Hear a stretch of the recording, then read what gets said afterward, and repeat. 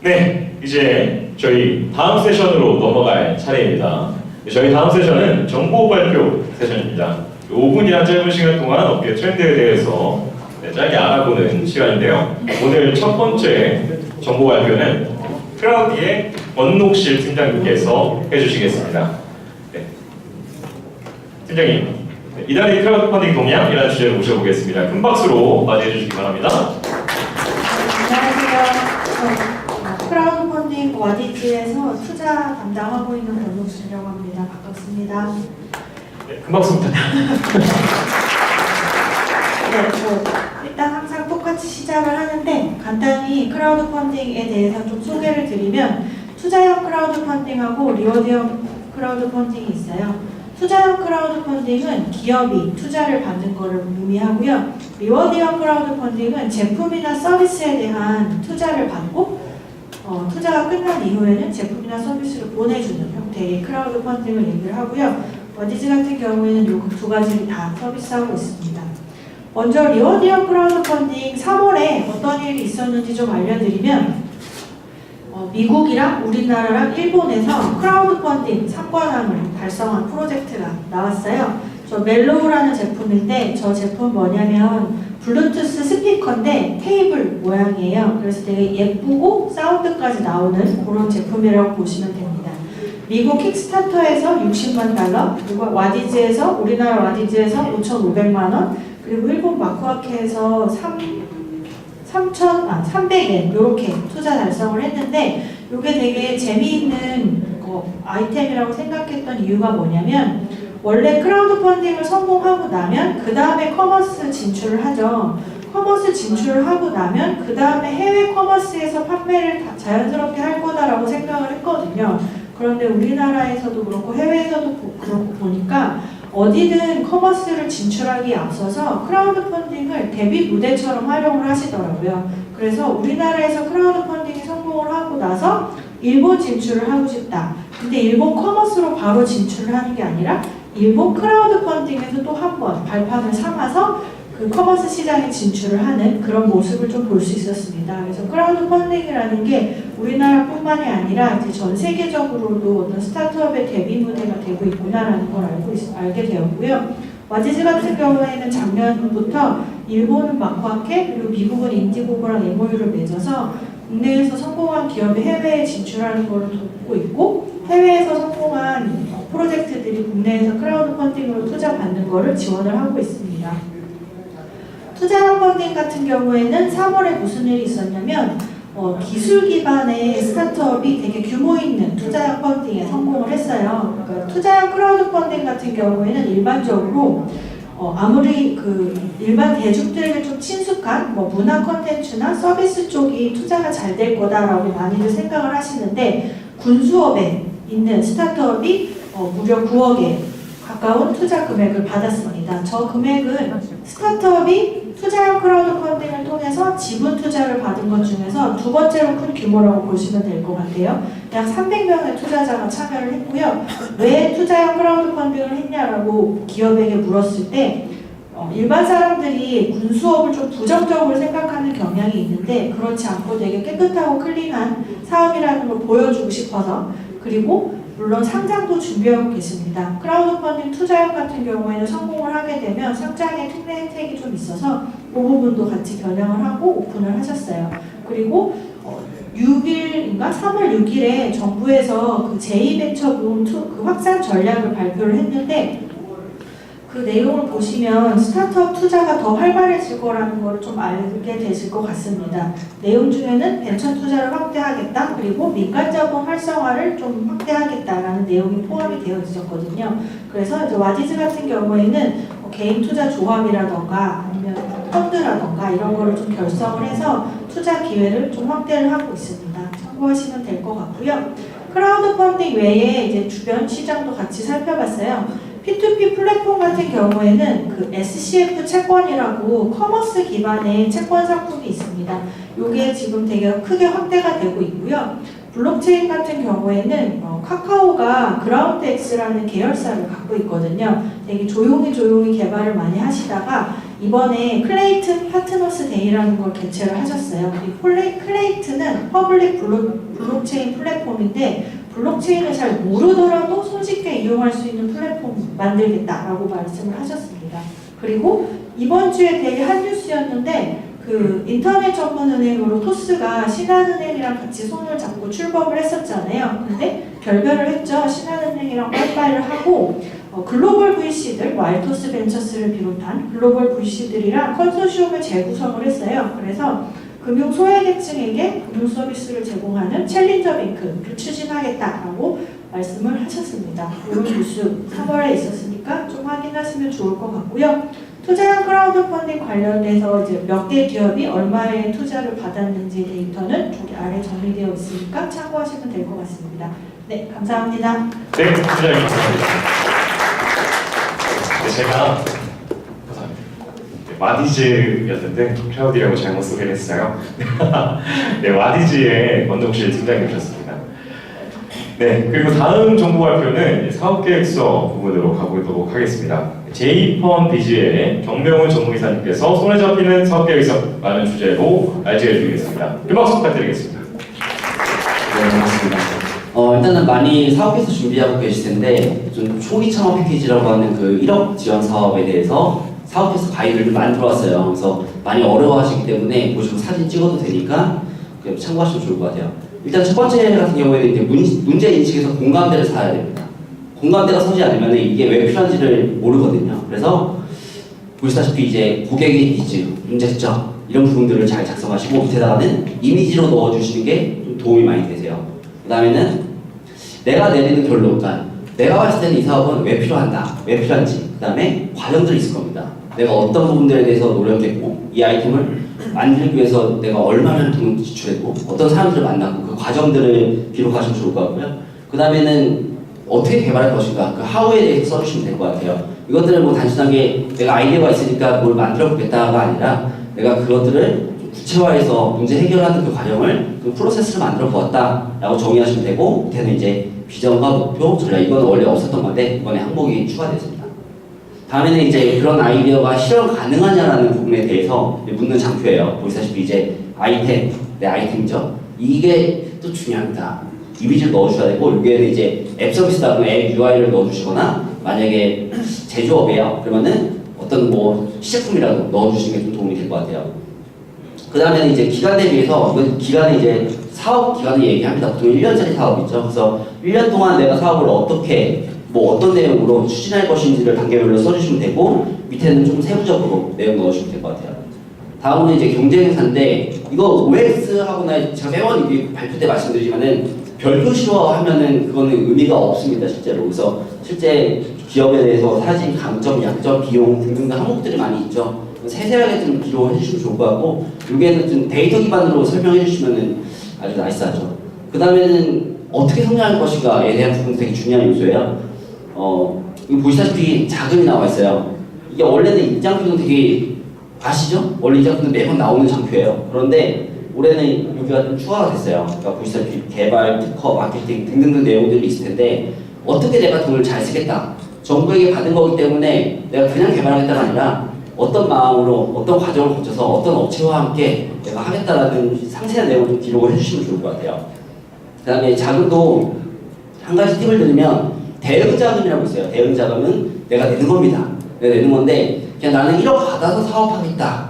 그거는 어떻게 보면은 정부가 지원해주지 않으면은 노하겠다는 거거든요. 사업 안 하겠다는 그런 의미이기 때문에 대응 자금도 어느 정도를 내가 좀 납부해서 좀 만들어 보겠다, 사업을 해보겠다, 그런 의지를 보여주는 그런 장표라고 보시면 될 것 같아요. 그 다음에는 이 장표도 만들어봤어요. 그러니까 많이 어려워하셔서 타겟 분석하는 건데, 이번에 사업계획서 자체가 뭐 7장 정도 넘어가면 뭐 간점하겠다 이런 부분이 좀 있더라고요. 그래서 간단하게 쓰시면 돼요.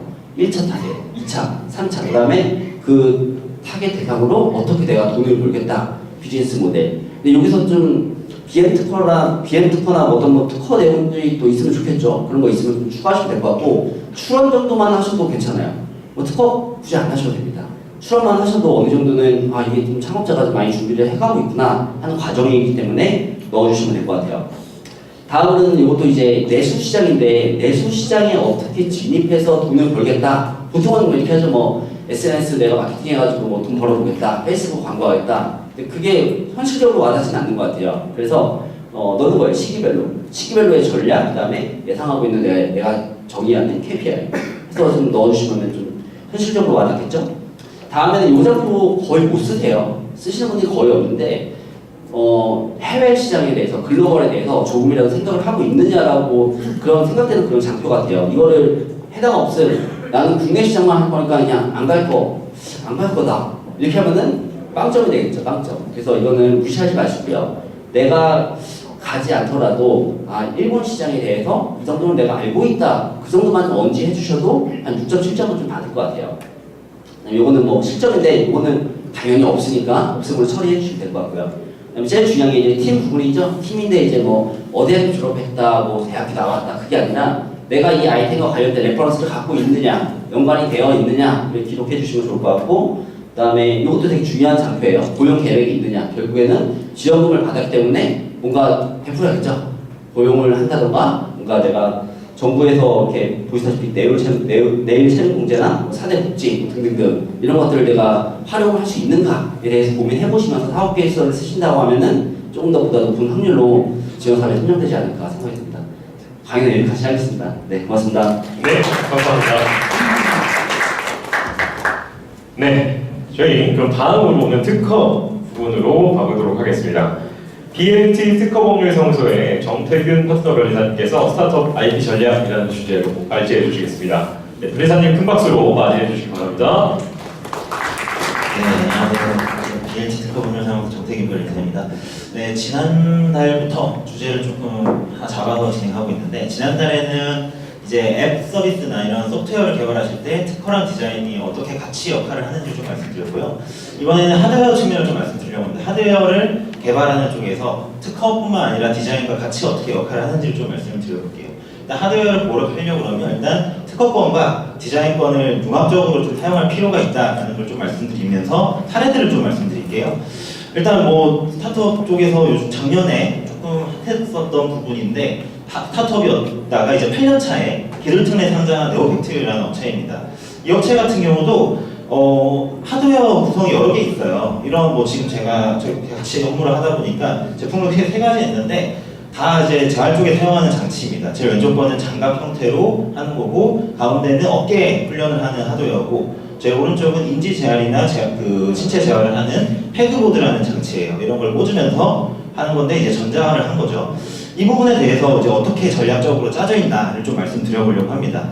일단 이거 관련해가지고도 저희가 특허와 디자인을 같이 다 확보를 해놨어요. 어떻게 되냐면 첫 번째로는 특허부터 볼게요. 특허는 아직 출원 단계인 것도 있고 뭐 그렇겠지만, 그러니까 후속 특허들은 내놨어요. 그건 아직 특허라는 거는 출원을 하면 1년 6개월 동안 등록이 되지 않는 비공개 상태입니다.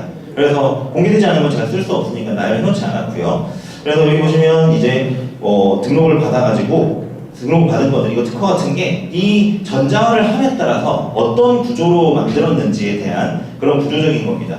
구조적인 특허로 받았고, 근데 특허는 보면은 이렇게 들어있지만 권리를 말로써 받는 거예요. 그러니까 텍스트를 어떻게 써놨는지를 가지고 받는 거다 보니까 그걸 생각하는 데 있어서 완벽하게 이 외형을 정확하게 표현하지 못할 수도 있습니다.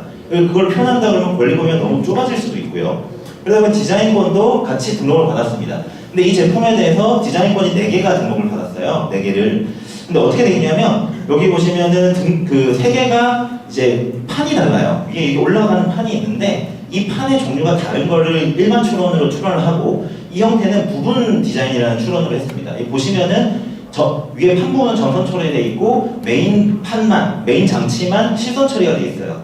이런 게 어떤 거냐면 부분 디자인이라는 거예요. 부분 디자인이라는 건 이 컵이 있다고 하면은 컵에서 제가 컵을 되게 이쁘게 만들었습니다. 숟가락을 뒤집어 꺾은 것처럼 이런 컵을 만들었는데, 손잡이 부분은 똑같이 하면서 앞부분을 동그랗게 만들거나 이렇게 만드는 걸 누가 피해가려고 할 수 있을 거잖아요. 그런 경우에를 보호하기 위해서 이런 부분은 중요하지 않은 부분, 바뀌어도 되는 부분은 정선 처리하고 중요한 부분만 실선 처리하면은 부분을 따라한 컵이면은 앞부분이 어떻게 바뀌어도 침해다라고 하는 게 부분 디자인권입니다. 그래서 앞으로 다시 가보면 여기서도 이 판의 형태를 포함한 것들도 침해 주장을 할 수 있지만 부분 디자인을 통해서는 이 판 부분이 어떤 형태가 되더라도 메인보드 장치의 형태는 비슷하게 간다 그러면 침해다라고 주장을 할 수 있는 거죠. 그런 식으로 전략을 가져가게 됩니다. 그래서 말로써 권리 기술적인 부분을 받는 특허와 이제 외형적인 부분을 보호하는 디자인, 거기에서 부분 디자인까지 같이 전략적으로 접근을 하게 되고요. 그리고 이제 저기는 크니까 그런 거 아니냐, 지금은 크지 않냐라고 얘기하셔서 할 수 있어서 다른 것도 사례를 말씀드리면 여기는 저랑 같이 이제 작업하고 있는 업체는 에티페이라는 컨트롤러, 이거 VR 컨트롤러 만드는 업체인데 여기 같은 경우도 지금 이 의자를 만들어요. 의자를 이제 쓰고 의자에서 헤드 마운트를 쓰고 앞으로 이제 걷는 것처럼 수행을 할 수 있는, 그러면 바닥에서 걷는 걸 센싱해서 가상 공간에서 이동을 하는 그런 컨트롤러입니다.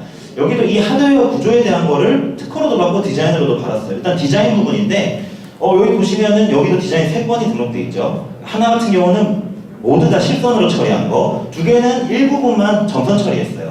여기 장치에서는 앞부분에 이제 복부를 지지하면서 걷는 건데 이 부분의 외형이 중요하다라고 해서 이 부분만 실선 처리한 거, 그 다음에 엉덩이 받치는 부분만을 실선 처리한 거, 이런 식으로 등록을 받았어요. 그래서 여기가 앞부분은, 왜냐면 앉아서 걷는 움직임을 하면 앞으로 몸이 쏠리잖아요. 그래서 넘어가지 않게 복부 지지하는 거고 여기에 손을 올리고 컨트롤러로 동작을 하는 형태예요. 그래서 이걸 따라하면은 침해가 된다라는 식으로 지금 디자인권을 받아뒀고, 그리고 특허도 지금 등록받은 것과 이제 출원되어 있는 것들 이렇게 있습니다. 특허는 크게 보행 움직임에 대해서 센싱하는 방법에 대한 거, 소프트웨어적인 거, 그리고 이 하드웨어에 대한 거, 하드웨어 구조가 어떻게 돼 있는지, 복부 지지대랑 그다음에 이런 부분들을 가지고 있는 거에 대한 내용을 기재한 특허들이 있고요.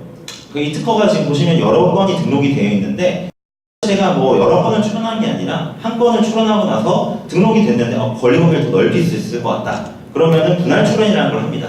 그렇게 해서 더 넓게 받고 근데 등록을 받았는데 또 더 넓힐 수 있을 것 같네? 그럼 또 분할 출원을 할 수 있어요. 이렇게 반복적으로 분할 출원을 함에 따라서 이 명세서 안에 있는 여러 특징을 다양하게 받을 수도 있고, 아니면은 권리 범위를 조금 더 넓혀가면서 권리 범위가 좋은 특허를 만들어낼 수 있습니다. 이러한 식으로 이제 접근을 할 수 있어요. 그래서 특허와 디자인의 하드웨어를 보호하려고 그러면 다 생각하실 필요가 있다. 이걸 어떻게 하는지에 대한 거는 이제 전략적으로 접근할 필요가 있다라는 걸 좀 말씀드리겠습니다. 궁금한 거 있으시면 제가 자세히 설명해 드리겠습니다. 네, 감사합니다. 네, 변리사님께 큰 박수 부탁드립니다. 감사합니다. 네, 저희 아주 뜨겁게 진행이 되고 있습니다. 이제 벌써 마지막 아이디어인데요. 마지막은 크라우디의 이윤희 매니저님께서 핫한 스타트업 투자형 크라우드 펀딩 활용법이라는 주제로 발제해 주시겠습니다. 네, 매니저님 큰 박수로 맞이해 주시기 바랍니다. 안녕하세요. 저는 크라우드 펀딩 플랫폼 크라우디 증권팀 PM 이윤임이라고 합니다. 네, 지금 발표 자료가 준비 중에 있습니다. 네, 잠시만 기다려 주십시오. 네. 오퍼레이팅 속에서 아주 급하게 저에게 사인이 왔네요. 네, 이제 시작해 주시면 됩니다. 네.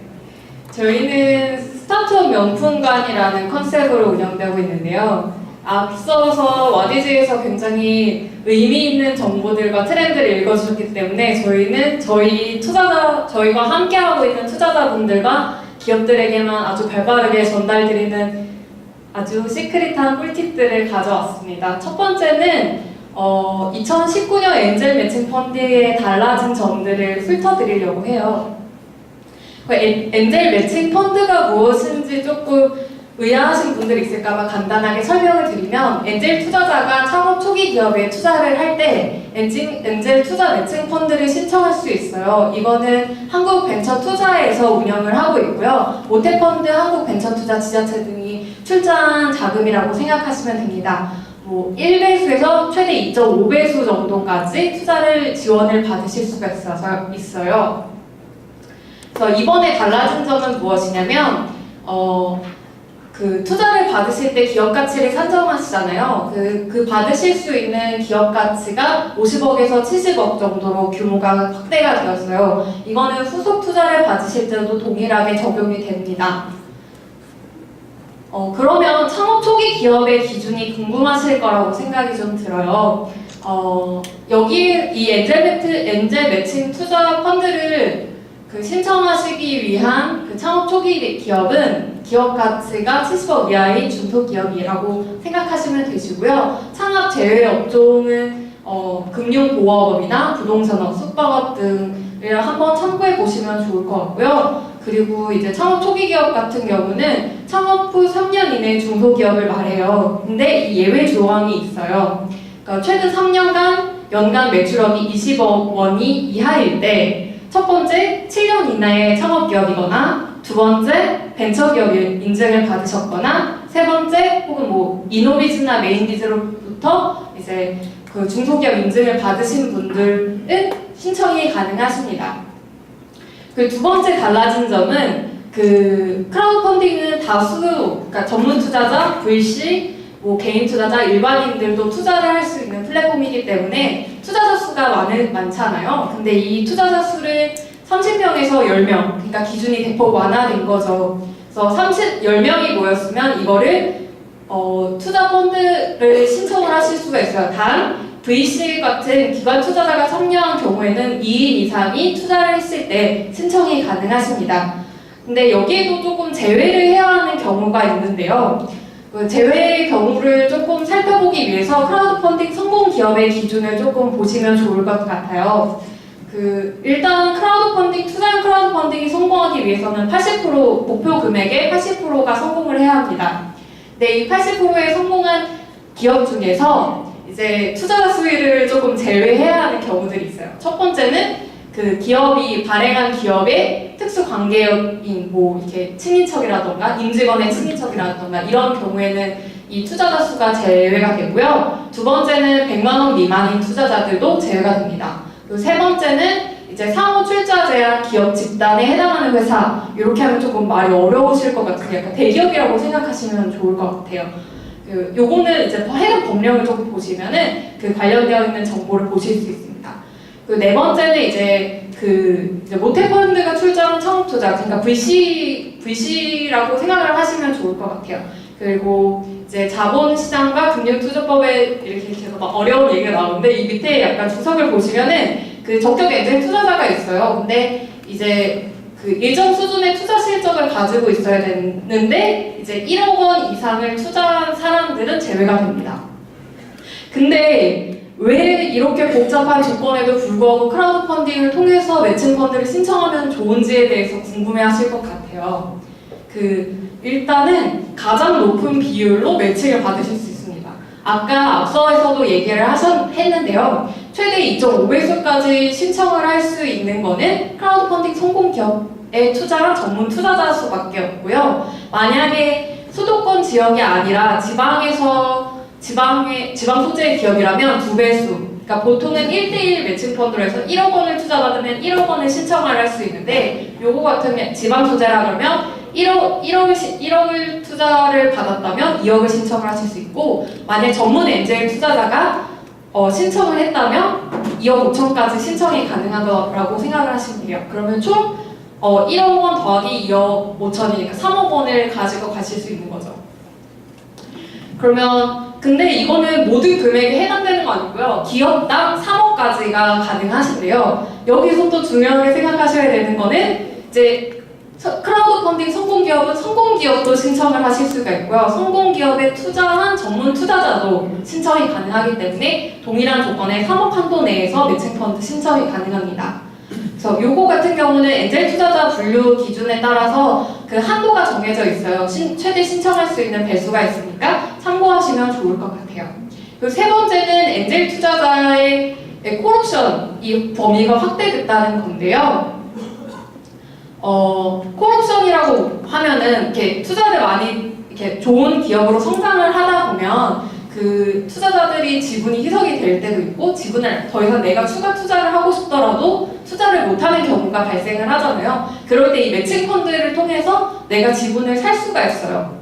그래서 이거를 콜옵션이라고 하는데 전문 엔젤 같은 경우는 70%, 그러니까 2.5배수에 해당하는 거에 70%의 금액을 이제 콜옵션을 할 수 있고요. 크라우드 펀딩 성공 기업 같은 경우는 나중 후속 투자 받으셔서 지분이 많이 희석될 경우에 50%는 매칭 펀드에서 구매하실 수 있어서 지분을 방어하실 수 있다라고 생각하시면 좋을 것 같아요.